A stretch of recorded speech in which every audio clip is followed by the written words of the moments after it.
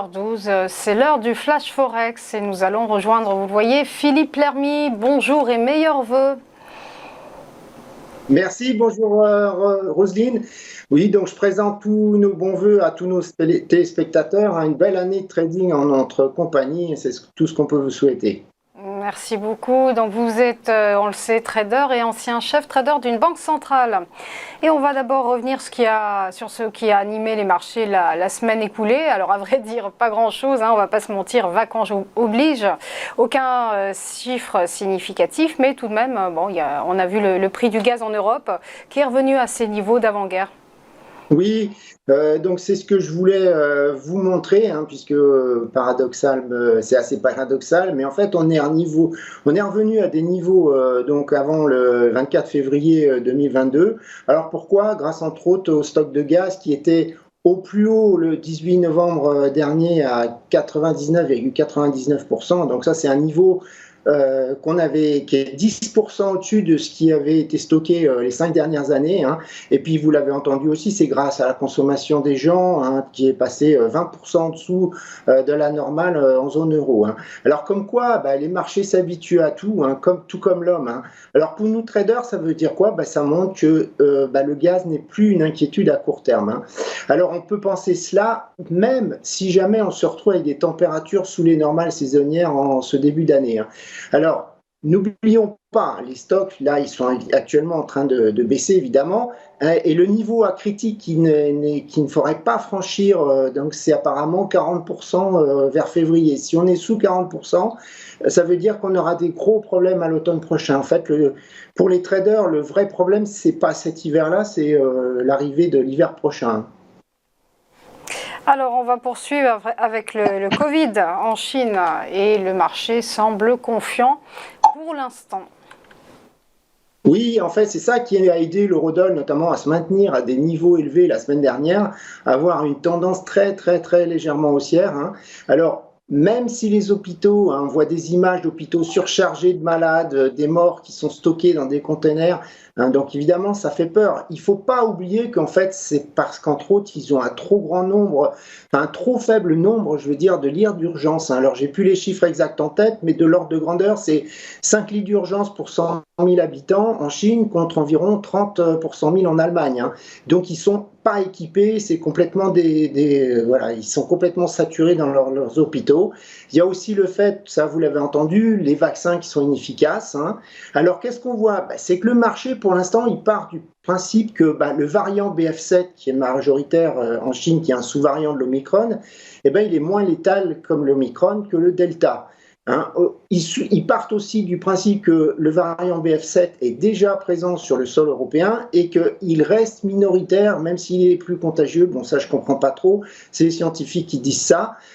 Voilà. Il y a aussi le fait que la population occidentale est beaucoup mieux vaccinée avec des vaccins plus efficaces. Donc, voilà, le marché est parti sur le principe qu'en réalité, la réouverture de la Chine, c'est une bonne chose. On l'a vu, même l'Autriche a pensé plus économie, puisqu'elle n'a pas du tout voulu instaurer des mesures pour les gens qui viennent de Chine. Hein. Donc voilà. Alors, si c'est des scénarios qui se déroulent maintenant, il faut quand même rester attentif dans les semaines à venir, hein, parce que le taux de vaccination de l'injection de rappel en Chine est faible. Hein. Ils ont 9 vaccins domestiques, mais les formules n'ont jamais été modifiées pour prendre en compte Omicron. Il n'y a pas de vaccin bivalent. Hein. Alors, qu'est-ce qu'on voit? C'est le graphe à l'écran que je suis en train de vous montrer. C'est qu'il y a des rues désertes dans des grandes villes comme Pékin. Les gens ont peur d'attraper le Covid. Et on voit, notamment la courbe en rouge, que le trafic dans les métros, dans les plus grandes villes principales chinoises, il est 58% en baisse par rapport comparé à décembre 2021. Donc c'est quand même un gros problème. J'ai déjà vu plusieurs entreprises en Chine qui ont noté un absentéisme élevé de leurs travailleurs. Donc voilà, on peut se demander dans ce contexte comment vont se passer les fêtes du Nouvel An chinois hein, qui va commencer le 22 janvier. Est-ce que les ventes en Chine vont s'écrouler? Voilà. Et comment ça va se passer si ça s'aggrave en Chine? Est-ce qu'on va avoir les chaînes d'approvisionnement logistique dans le monde qui vont être nouveau impactées? Donc à court terme, c'est vu positivement, mais avec le temps qui va arriver et le nombre de cas qui vont forcément augmenter, ça peut s'inverser plus ou moins. On va enchaîner, Philippe, avec les événements de cette semaine. On va commencer par l'indice des directeurs d'achat dans le secteur manufacturier aux États-Unis et une nouvelle dégradation qui est attendue. Oui, alors déjà, là, c'est l'opposé de la semaine dernière. On va avoir beaucoup de chiffres cette semaine, hein, on va en parler. N'oubliez pas que c'est férié aux USA, c'est férié au Royaume-Uni. Hein, quand on a un jour férié qui tombe un samedi ou un dimanche dans les pays anglo-saxons, ils sont reportés au jour ouvré suivant. Hein. Donc c'est fermé aussi au Japon, au Canada et en Suisse aujourd'hui. Donc les marchés qui sont ouverts, comme le Forex, sont très peu liquides. Attention aux positions la nuit, hein, les flash crash, ça existe. Hein. Alors, l'indice des directeurs d'achat dans le secteur manufacturier, donc oui, on l'attend à nouveau en dégradation. Il s'installe en territoire de contraction et la tendance baissière de l'indice qui a été initiée en 2021, eh bien, elle devrait continuer. Hein. C'est ce qu'on voit là, c'est ce que nous indiquent les indices régionaux qui sont calculés par la Fed ou d'autres organismes indépendants. Hein. Alors, on a les commandes en retard qui ont supporté l'indice jusqu'à présent, mais elles se sont épuisées. Et notamment, on a aussi les nouvelles commandes qui diminuent fortement. Alors, évidemment, qu'est-ce qui est en cause? C'est la hausse des taux d'intérêt, c'est la demande des consommateurs qui s'infléchit parce qu'il y a l'impact des stimulus fiscaux qu'on a vus lors de la pandémie qui ont disparu. Hein. Donc voilà. Bon, en tout cas, historiquement parlant, le niveau de l'indice, il reste encore supérieur au niveau observé lors des récessions passées pour l'instant. Donc, on n'est pas encore dans un niveau extrême. Hein. Il n'y a pas encore le feu au lac. On va enchaîner avec les minutes de la Fed et les traders qui chercheront toute indication, tout indice sur le taux terminal de la Réserve fédérale américaine. Oui, donc les minutes, c'est le procès verbal de la réunion des 13 et 14 décembre dernier. Hein. Donc, on va chercher à savoir pourquoi les membres de la Fed continuent de voir des risques inflationnistes à la hausse, toujours à la hausse, et s'ils pensent continuer d'augmenter leur estimation du taux terminal, car c'est vraiment lui ce qui avait surpris la dernière fois. Alors surtout que sur ce dernier point, il y a Powell qui ne nous a pas rassurés. Hein. Il avait déclaré, je cite, « Je ne peux pas vous dire avec certitude que nous ne monterons pas encore notre taux terminal à nouveau en mars. Hein. » Et en tout cas, comme vous pouvez le voir sur le graphe, c'est ce qui s'est passé tout au long de l'année 2022, ça n'a pas arrêté de monter. Alors pour terminer, Powell, il a aussi ajouté « La pire douleur viendrait d'un échec de ne pas avoir monté les taux directeurs suffisamment haut. » Donc, vous voyez, on est toujours dans la perspective de hausse de taux. Hein. On va enchaîner avec l'inflation en zone euro. Et là aussi, a-t-on vraiment passé le pic? Oui, alors elle va sortir en fin de semaine. Elle a légèrement ralenti le mois dernier et les économistes pensent que cela devrait continuer. Pardon. En effet, on a eu l'effet, on n'aura plus, je veux dire, l'effet Black Friday dans le chiffre. Hein. Donc, par contre, on a le baril de Brent qui fait remonter ce chiffre mécaniquement puisqu'il a légèrement remonté le mois dernier. Hein. Alors, voilà, pour le gaz, on en a parlé, c'est l'effet inverse. Hein. Il est plutôt baissier sur le chiffre de l'inflation. Hein.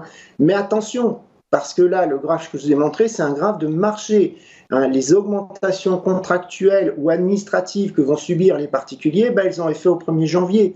Donc les prix du gaz pour les particuliers continuent de monter. Ce n'est pas le cas donc, sur les prix sur les marchés. Hein. Donc ça va être plutôt le chiffre de l'inflation du mois prochain qui risque d'être problématique parce que là, on va voir ces augmentations tarifaires. Hein. Elles ne sont pas comprises dans le chiffre qui va sortir vendredi, elles seront dans celui du mois prochain. Il y aura aussi à suivre le rapport sur l'emploi américain et là on s'attend à un nombre de créations d'emplois qui ralentit. Oui, alors les économistes attendent plutôt 208 000, alors on avait 263 000 le mois précédent. Alors si ce chiffre sort à 208 000, ça reste encore un niveau de tendance au-dessus du niveau pré-pandémie, hein, donc qui était plutôt de 180 000 créations par mois. Là, il y a eu beaucoup de licenciements dans la technologie, hein, et on notera que, par exemple, Goldman Sachs, mais ça sera pour le mois prochain, qui a annoncé de réduire de 8% sa force de travail et aussi de réduire le pool de bonus de 40%. Donc ça, c'est à venir. On a le taux de chômage qui est attendu à 3,7%, inchangé donc. Mais à ce niveau, le taux de chômage, il est toujours trop faible parce qu'on a un marché du travail qui reste très, très tendu. Je vous rappelle que même s'il a baissé, le ratio entre le nombre d'offres d'emploi et le nombre de chômeurs, il reste encore à 1,7, c'est-à-dire il y a 1,7 offres d'emploi par chômeur. Donc c'est énorme. C'est encore nettement au-dessus du niveau pré-pandémie qui était à 1,2. Donc voilà, ça joue sur le fait que les Américains restent confiants, je dirais, ils n'hésitent pas à consommer. Alors, on notera que la Fed de Philadelphie, elle a sorti une bombe à mi-décembre. Elle a indiqué que elle estime que les créations d'emplois sont surestimées de 70 000 nombres de créations, je veux dire, par mois pendant 3 trimestres. Alors, voilà. Est-ce que ce chiffre, il va être super important? Il va sortir vendredi. D'un point de vue économiste, je ne pense pas. D'un point de vue des traders, les mouvements, ils pourraient être exacerbés parce que le vendredi, le marché ne sera pas encore vraiment liquide. Surtout si le chiffre sort avec une valeur extrême. Je vois la banque Nomura, par exemple, elle s'attend à 130 000 seulement. Mais pour les économistes, c'est plutôt la publication du rapport prochain, donc du mois de janvier, mais qui sera publié début février. Pourquoi? Parce qu'il va y avoir des révisions annuelles qui vont être importantes et on verra si la Fed de Philadelphie a eu raison. Et là, ça pourrait choquer le marché. Mais ça, ce sera encore le mois prochain. On suivra ça. On va suivre aussi beaucoup plus proche de nous l'indice des directeurs d'achat dans le secteur des services aux États-Unis. Et la résilience de cet indice pourrait ne pas durer. Oui, alors il reste en territoire d'expansion, donc ça surprend même la Fed. Il est attendu en baisse à 55, il était à 56,5 le mois précédent. Donc Powell l'a cité la dernière fois, il a cité la résilience des services, surtout hors alimentation et énergie. Alors c'est certainement lié à la bonne tenue du marché du travail. Justement, on va voir si cet indice confirme le rapport sur l'emploi qui sera publié juste avant. Donc à 14h30 le vendredi, rapport sur l'emploi, et celui-là, il sera publié à 16h.